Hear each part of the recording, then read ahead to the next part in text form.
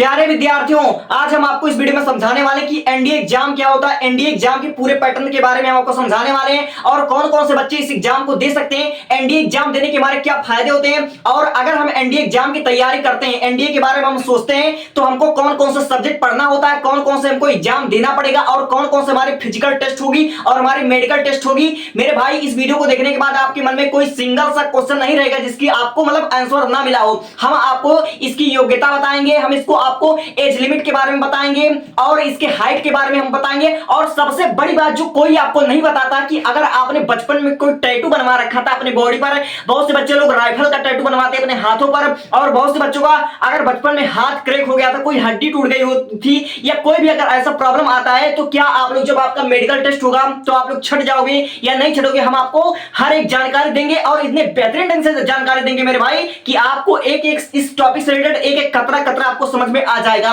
तो हम इस वीडियो को शुरुआत करते हैं और हम आपको विश्वास दिलाते हैं कि इससे अच्छा वीडियो आपको पूरे YouTube पर नहीं मिलेगा। ठीक है, तो हम वीडियो की शुरुआत यहीं पर कर देते हैं। सबसे पहली बात हमारी होती है एनडीए की परीक्षा होती क्या है। ठीक है, एनडीए की परीक्षा की पूरी जानकारी हम आपको देने वाले हैं। तो हमारी जो एनडीए की परीक्षा होती है यह उन कैंडिडेट, उन विद्यार्थियों के लिए होती है जिनका सपना होता है कि हम आगे चलकर के भविष्य में हम आर्मी बनेंगे, हम आर्मी बनकर के देश की सेवा करेंगे, और जिनका सपना होता है कि हम नेवी में जाएंगे, यानी कि हमारी होती है जल सेना। जैसे कि आप समुद्रों में नेवी का नाम आपने अच्छे से सुना होगा। और जिनका होता है सपना कि हम एयरफोर्स में जाएंगे, यानी कि यह जो नौकरी होती है यह बहुत ही कम उम्र में आपको ऑफिसर बना देती है। अगर आपको ये नौकरी मिल गई तो फिर आपके तो मजे ही मजे हैं, आप बहुत कम एज में ऑफिसर बन जाओगे। तो हमने आपको बताया एनडीए परीक्षा क्या होता है। ये उन कैंडिडेट के लिए होता है जिनका सपना होता है आर्मी में जाने का, जिनका सपना होता है कि नेवी में जाने का, जिनका सपना होता है एयरफोर्स में जाने का, उन कैंडिडेट के लिए है। और यह किसके द्वारा कराई जाती है? यह यूपीएससी के द्वारा साल में 2 बार कराई जाती है। एनडीए की जो परीक्षा होती है साल में 2 बार कराई जाती है यूपीएससी के द्वारा। कब कराई जाती है? एक परीक्षा होती है आपकी अप्रैल में होती है, अप्रैल में परीक्षा होती है, इसका फॉर्म आप दिसंबर में भरते हो। ठीक है, और दूसरा परीक्षा जो हमारी होती है वह सितंबर में होती है, इसका फॉर्म आप लोग मई में भरते हो। यानी कि ये जो हमारा एनडीए की परीक्षा होती है यूपीएससी द्वारा कंडक्ट कराई जाती है और साल में 2 बार होती है। अब हम दूसरा बात कर लेते हैं कि सब्जेक्ट के बारे में। सब्जेक्ट इसमें क्या पढ़ना पड़ेगा, यही मेन मुद्दा होता है। तो मेरे भाई देखो, अगर आपका सपना है कि आप लोग आर्मी में जाओगे, ठीक है, यानी कि आपका अगर सपना केवल आर्मी में जाने का, तो आप लोग चाहे आर्ट्स से पढ़ाई करो, चाहे कॉमर्स से पढ़ाई करो, चाहे आप लोग बायोलॉजी से पढ़ाई करो, चाहे किस सब्जेक्ट से आप लोग पास करो, आपकी जो न्यूनतम योग्यता होनी चाहिए वह केवल 12वीं पास होना चाहिए। ठीक है, तो यानी कि अगर मैं बात करूं सब्जेक्ट के लिए, तो अगर आपका सपना आर्मी में जाना है तो आपका 12वीं में कोई भी स्ट्रीम हो सब चल जाएगा, बशर्ते आप केवल 12 पास होना चाहिए। 50% से भी आप पास हो चल जाएगा। ठीक है, लेकिन अगर आपका सपना कि नेवी में जाना है, हमको नेवी में जाना है, हमको जल सेना में जाना है, हमको एयरफोर्स में जाना है, हमको पायलट बनना है, तो भाई आपको 12 में पीसीएम होना चाहिए। यानी कि आप लोग 12 में साइंस स्ट्रीम से पढ़ाई करो, आपको मैथमेटिक्स पढ़ना पड़ेगा, क्योंकि इस परीक्षा का जो मेन रीढ़ की हड्डी है वह मेरे भाई मैथमेटिक्स ही है। यानी कि आपका मैथमेटिक्स और फिजिक्स स्ट्रांग होना चाहिए। ठीक है, तो हमने आपको बता दिया कि सब्जेक्ट के बारे में मैंने आपको बता दिया कि आपको 12 में पीसीएम से आपको क्वालिफाई करना पड़ेगा अगर आपका सपना है नेवी में जाने का, एयरफोर्स में जाने का। अगर केवल आर्मी में ही आपको जाना, अगर आपका आर्मी सपना है तो आपका कोई भी चल जाएगा स्ट्रीम। ठीक है, तो यहां तक आपको समझ में आ गया। यानी कि केवल आप लोग 12 पास होने चाहिए, उसके बाद आप लोग फॉर्म भर सकते हो। अगर आप लोग जनरल या ओबीसी में आते हो तो फॉर्म भरने का फीस मात्र 100 रुपया है, ये कोई भी भर सकता है। ठीक है, अब जब हम सब्जेक्ट के बारे में और डिटेल करते हैं, इसके एग्जाम पैटर्न के बारे में हम जानकारी देते हैं। तो इसका जो फर्स्ट एग्जाम होता है, यानी कि जो हमारा पहला एग्जाम होता है, यह पूरा प्रोसेस आपका 3 चरण में होगा। स्टेज फर्स्ट, स्टेज सेकंड और स्टेज थर्ड, यानी कि आपका फिजिकल टेस्ट, मेडिकल टेस्ट आप लोग मान लीजिए केवल 3 चरण में होगा। तो जो हमारी पहली परीक्षा होती है, या पहली परीक्षा में आपका होता है ये जो हमारा होता है मैथमेटिक्स का परीक्षा होता है। तो मैथमेटिक्स का परीक्षा में आपका क्या होता है? मैथमेटिक्स का जो परीक्षा होता है वो आपका 300 मार्क का होता है। 300 मार्क का क्वेश्चन होता है और 120 क्वेश्चन होता है, आपको 2.5 घंटे मिलते हैं। 120 क्वेश्चन होता है, आपको 2.5 घंटे में सॉल्व करने होते हैं। और मैथ का इसमें क्वेश्चन होता है, टोटल मैथ होता है। तो मैथ में हम आपको टॉपिक तक बता देते हैं। आपको अलजेब्रा पढ़ना पड़ता है, आपको ट्रिग्नोमेट्री पढ़ना पड़ता है, यानी कि त्रिकोणमिति के इसमें आपको काफी सवाल देखने को मिल जाते हैं। आपको कैलकुलस पढ़ना पड़ता है, आपको स्टैटिक्स पढ़ना पड़ता है, आपको जियोमेट्री पढ़ना पड़ता है। यानी कि आपको ये 5 चीज आपको परीक्षा में देखने को मिल जाएंगे। अगर आप लोग कहोगे तो हम आपका आपको इसको पेपर भी हम दिखा देंगे, ठीक है। तो यानी कि अलजेब्रा, ट्रिग्नोमेट्री, कैलकुलस, स्टैटिक्स और जियोमेट्री, मैथमेटिक्स में इतने टॉपिक पर आपके क्वेश्चन आते हैं। टोटल 120 क्वेश्चन होते हैं, ठीक है। 2.5 घंटे का आपका समय मिलता है और आपका 11-12 का मैथ होता है, ठीक है। और माइनस मार्किंग यानी कि नेगेटिव मार्क भी होता है। अगर आप लोग एक क्वेश्चन को गलत करते हो तो 0.83 नंबर आपके कटते हैं, ठीक है। तो आपको एक पेपर देना होता है, ये सुबह में पेपर होता है, उसके बाद आपको शाम को एक पेपर देना होता है, जनरल एलिजिबिलिटी टेस्ट होता है, ठीक है, यानी कि जीएटी। ये आपका टोटल 150 क्वेश्चन होता है और 600 मार्क का होता है, ठीक है। 150 क्वेश्चन होते हैं, 600 मार्क के होते हैं। इसमें आपको क्या पढ़ना पड़ता है? इसमें आपको इंग्लिश पढ़ना पड़ता है, मेनली इंग्लिश पकड़ लो और जीके पकड़ लो।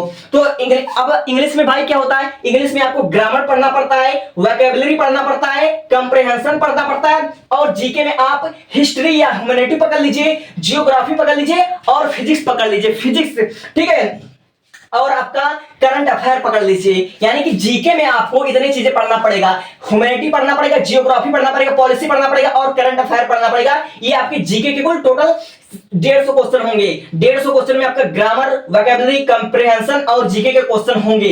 यानी कि ये पेपर आपका सुबह में होता है और ये पेपर आपका शाम में होता है। यानी कि स्टेज फर्स्ट केवल 2 पेपर आपके होते हैं। ये मैथमेटिक्स का 300 मार्क का होता है और ये वाला 600 मार्क का होता है, जीएटी। यानी कि टोटल 600 मार्क के होते हैं। यानी कि जो हमारा रिटर्न है, जो आप लोग लिखकर परीक्षा दोगे, वो आपका टोटल 900 मार्क का होता है। अगर आप इसको कंप्लीट कर लेते हो, इसको आप लोग क्वालिफाई कर लेते हो, तो आपका स्टेज 2 आ जाएगा।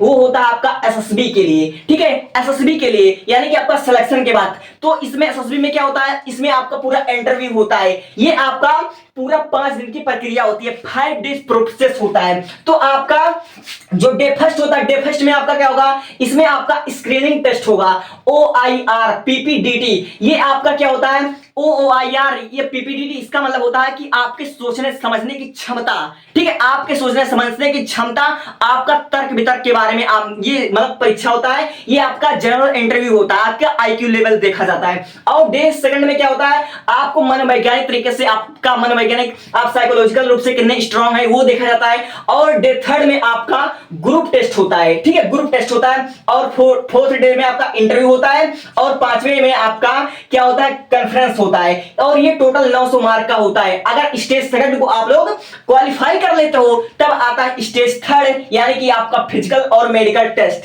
फिजिकल और मेडिकल टेस्ट। और बहुत से बच्चे इसी में फेल हो जाते हैं। मैं आपकी जानकारी के लिए बता दूं, इसमें जितना आपका परीक्षा नहीं होता है, उससे ज्यादा तो आपका केवल टेस्ट ही टेस्ट होता है, ठीक है। तो मैंने पूरा प्रोसेस बता दिया है कि आपको केवल 3 प्रोसेस में जाना होता है। सबसे पहले आपका 2 पेपर होता है लिखित, एक होता है मैथमेटिक्स का और एक होता है जीएटी का। टोटल आपको कितने सब्जेक्ट पढ़ना पड़ता है हमने आपको बता दिया है, ठीक है। और उसके बाद अगर स्टेज इस परीक्षा को क्वालिफाई कर लेते हो, फिर उसके बाद आपका एसएसबी इंटरव्यू होता है। टोटल पूरा आपका 5 दिन होता है। पहले दिन में आपका मतलब IQ लेवल चेक होगा और दूसरे दिन में आपका मनोवैज्ञानिक रूप से चेक होगा और तीसरे दिन में आपका ग्रुप टेस्ट होगा और चौथे दिन में आपका इंटरव्यू होगा और 5वें दिन में आपका कॉन्फ्रेंस होगा। टोटल 900 मार्क का ये होता है। और स्टेज थर्ड आपका होता है फिजिकल टेस्ट और मेडिकल टेस्ट, ठीक है। तो आपको फिजिकल टेस्ट और मेडिकल टेस्ट तो बताएंगे, लेकिन उससे पहले आपको ये 3 चीज जानना बहुत जरूरी है। सबसे पहले एज लिमिट के बारे में आपको जानना जरूरी है। तो एज लिमिट की अगर हम बात कर लें तो मेरे भाई, आपका जो न्यूनतम आयु होना चाहिए वह 16.5 से लेकर 19.5 ईयर होना चाहिए। यानी कि 16.5 साल से लेकर 19.5 साल के बीच में आपकी उम्र होनी चाहिए। आपकी उम्र 16.5 साल से लेकर 19.5 साल के बीच होना चाहिए, चाहे आप लोग लड़का हो चाहे लड़की हो, एज लिमिट सबके लिए समान होता है, ठीक है। अब आप आते हैं हाइट की, क्योंकि भाई हाइट इसमें बहुत मायने रखेगी। तो भैया देखो, इसमें जो हाइट होती है ये आपकी न्यूनतम हाइट होना चाहिए 157 सेंटीमीटर मेल के लिए। और मैं बात करूं फीमेल के लिए यानी कि लड़की के लिए, तो 52.5 सेंटीमीटर होना चाहिए, 52.5 सेंटीमीटर। ये मैं न्यूनतम बता रहा हूं, इससे ऊपर होगा तो और बेहतर होगा। मेल के लिए 157 सेंटीमीटर, फीमेल के लिए 52.5 सेंटीमीटर, ठीक है। अगर आपका 1-2 सेंटीमीटर इधर उधर आ रहा है तो आपको घबराने की जरूरत नहीं है, क्योंकि आपका 16 साल से लेकर जो 19 साल का एज होता है इसमें हाइट ग्रोथ होता है। अगर 1-2 सेंटीमीटर कम हो रहा है तो इसमें आपको घबराने की कोई जरूरत नहीं। आप फॉर्म भर सकते हैं, केवल 100 रुपया लगेगा फॉर्म भरने का, कोई भी भर सकता है यार। और ये सैलरी बताऊंगा तो आपको समझ में आएगा, ठीक है। तो हमने आपको बता दिया। अब मैं आता हूं मेडिकल टेस्ट पे या फिजिकल टेस्ट में। तो भाई देखो, रनिंग के बारे में आप लोग अच्छे तरीके से जानते हो कि 1600 मीटर की रनिंग होती है, 1600 मीटर रनिंग होती है ना, ठीक है। तो हम आपको बता देते हैं अपने हिसाब से जो सरकारी रिजल्ट पर दिखाया गया है। ठीक है, हम आपको सरकारी रिजल्ट के हिसाब से दिखा रहे हैं। देखो रनिंग की मैं बात कर लूं तो 2.4 किलोमीटर आपको रनिंग करना पड़ता है 10 से 12 मिनट में। ठीक है, 2.4 किलोमीटर आपको रनिंग करना पड़ता है 10 से 12 मिनट में। ठीक है, अब मैं बात करूं पुशअप की तो आपको 20 से 30 पुशअप करने होते हैं और 8 से 10 चिनअप आपको करना पड़ता है। जैसे रस्सी चलना, ये तो आपको ट्रेनिंग के जरिए रस्सी चलना ट्रेनिंग में जाएगा। अब मेडिकल चेकअप, इस बात को बहुत अच्छे तरीके से देख लेना, क्योंकि बहुत से लोग आपको मेडिकल चेकअप की पूरी जानकारी नहीं देते हैं और बहुत से लोग गंदी गंदी वीडियो बनाकर आपको डराते हैं, धमकाते हैं केवल व्यूज लेने के लिए। लेकिन मैं आपको क्लियर बता देना चाहता हूं, केवल इतने ही टेस्ट होते हैं जितने हमने लिख रखे हैं। सबसे पहली बात, आपका बीपी चेक होगा, आपका ब्लड प्रेशर चेक होगा, ये बीपी आपका चेक होगा। फिर उसके बाद आपका आई चेक होगा, यानी कि आंखों का बहुत कायदे से चेक किया जाता है कि कहीं आपको नाइट ब्लाइंडनेस, यानी कि आपको रतौंधी तो नहीं है, आपको कलर ब्लाइंडनेस, कहीं आप लोग हरा और लाल में अंतर तो नहीं कर पाते हो, यानी कि आपके आंखों की टेस्ट होती है कि कहीं आपकी आंखें तिरछी तो नहीं है, तिरछा कोने तो नहीं है। आपका कलर ब्लाइंडनेस, नाइट ब्लाइंडनेस, ये चेक होता है आंखों में। समझ गए मेरी बातें? यानी कि आपको सबसे पहले ब्लड प्रेशर आपका चेक होगा, फिर उसके बाद आपका आई चेक होगा, फिर आपको ईएनटी चेक होगा, फिर उसके बाद आपका डेंटल यानी कि आपका दांत भी चेक होगा। यानी अगर आपकी उम्र 17-18 साल है तो 17-18 साल में, 17 साल की एज में आपके 28 दांत होने चाहिए। 17 साल की उम्र में आपके 28 दांत होना चाहिए अकॉर्डिंग टू मेडिकल, ठीक है, रिपोर्ट। समझे? आपका डेंटल भी चेक हुआ, फिर आपकी बॉडी की एक्सरे होती है कि कहीं आपकी कोई हड्डियां टूटी तो नहीं है, कहीं आपका मतलब कुछ टेढ़ा मोड़ा तो नहीं, आपके फिंगर उंगर टेस्ट होते हैं। ठीक है, ये हो गया आपका एक्सरे चेक हो गया। और आपका खून चेक होता है, ठीक है, खून आपका चेक होता है कि कहीं आपको कोई डिजीज तो नहीं है, कोई आपको बीमारी तो नहीं है। ठीक है, अब फिर उसके बाद आपका यूरिन भी चेक होता है, यूरिन भी चेक होता है, क्लियर समझ लीजिए। और फिर उसके बाद आपका अल्ट्रासाउंड होता है। ठीक है, और फिर उसके बाद आपको अस्थमा चेक कराना पड़ता है कि कहीं आपको अस्थमा जैसा रोग तो नहीं है। ठीक है, फिर उसके बाद आपको हेमोग्लोबिन टेस्ट कराना पड़ता है, आपको हेमोग्लोबिन भी टेस्ट करवाना पड़ेगा। ठीक है, फिर उसके बाद आपको माइग्रेन भी आपका चेक होता है कि कहीं आपको माइग्रेन की समस्या तो नहीं है।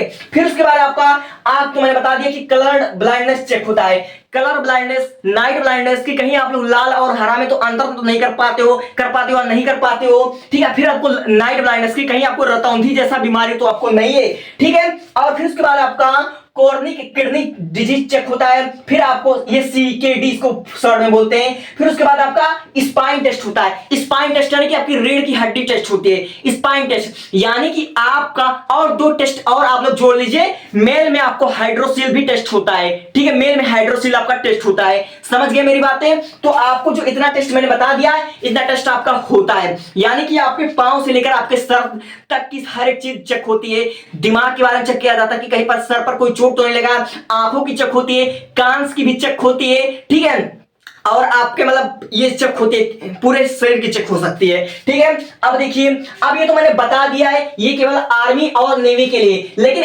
एयरफोर्स सबसे जो इसमें कठिन ब्रांच है, एयरफोर्स में इससे कई ज्यादा जरूरी है, इसमें कुछ अलग से टेस्ट मैंने आपको बता दिया है। तो इसमें देखो एयरफोर्स के बारे में थोड़ी और जानकारी ले लो भाई। देखो एयरफोर्स में जो आपकी सिटिंग हाइट होनी चाहिए, सिटिंग हाइट जो आपकी होनी चाहिए वह 81 से 96 सेंटीमीटर होना चाहिए। और आपकी जो लेग हाइट होनी चाहिए, लेग पैर, ठीक है, वो आपकी होनी चाहिए 99 से 120 सेंटीमीटर। और आपकी जो हाइट लेंथ होनी चाहिए वो आपके 64 सेंटीमीटर होनी चाहिए। और एयरफोर्स के लिए जो लड़कों की हाइट होनी चाहिए वह 162 सेंटीमीटर होना चाहिए, 162 सेंटीमीटर आपका होना चाहिए। पूरी जानकारी ले लो तब जाओ। ठीक है, अगर इस पूरे प्रोसेस को आप पार कर लेते हो, पूरी नैया को आप पार कर लेते हो, तो आपकी जो न्यूनतम सैलरी होगी वो आपका 56,100 रुपया होगी। और अधिकतम सैलरी धीरे धीरे आपका जो बढ़ता चला जाएगा वह 1,78,000 से होगी। मैं एक बार आपसे रिकॉल कर देता हूं, पूरी चीज को आपसे समझा देता हूं।